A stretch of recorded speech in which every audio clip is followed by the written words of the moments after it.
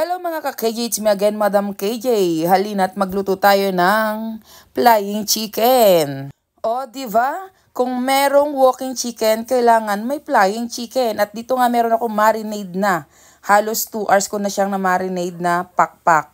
Actually, ang pakpak na yan ay 3 piraso lang at tira dun sa aming tinola. Nagtinola na kasi ako bago ang prito na yan. Kasi nga sabi ko, 1 kilo yan ay parang ayoko namang ilahat ng tinola.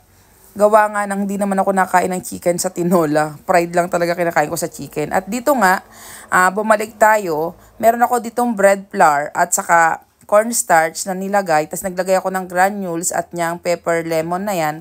At saka ng paprika. Pampakulay din kasi yung paprika para sa natin, flying chicken natin. At dito may mainit akong oil na nilagyan ko ng 5 piraso ng bawang kasi pampabango at pampasarap din yon.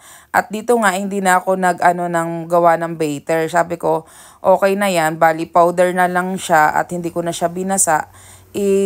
Ko na lang diyan, ipapaikot-ikot ko na lang diyan yung natin, flying chicken natin. Kasi bala ko sana iprito ko na lang siya ng walang breading. Kaya sabi ko, mas okay pa rin yung may breading nga at gawa ng mga bata gusto may mga crispiness na yan. Di ganyan ang ginawa ko at talaga namang kahit wala na siya nung batter ay talagang din siya, malutong. Kahit papaano compare dun sa wala lang na ilalagay. At dito nga ay talagang mahinang apoy na lang yung ginawa ko para talagang lutong-luto pati loob. O diba? Para naman pag bukas natin ay walang redness sa loob. At talaga namang nagustuhan ng mga anak ko yung recipe ko na to. Ay samantalang ang ginawa ko lang dito ay kung ano lang yung nasa bahay na available. Kaya nga bread flour lang yung ginamit ko kasi yun lang yung meron ako.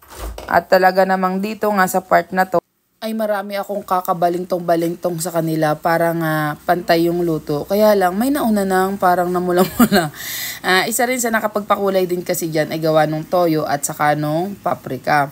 At dito nga ay talagang dahan-dahan lang talaga yung apoy niya.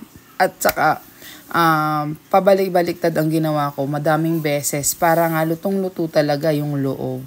At talagang napakabango na yan time na yan. At talagang sabi ko magugustuhan ng mga anak ko ang luluto ko ng ganito. At talaga namang totoo nga.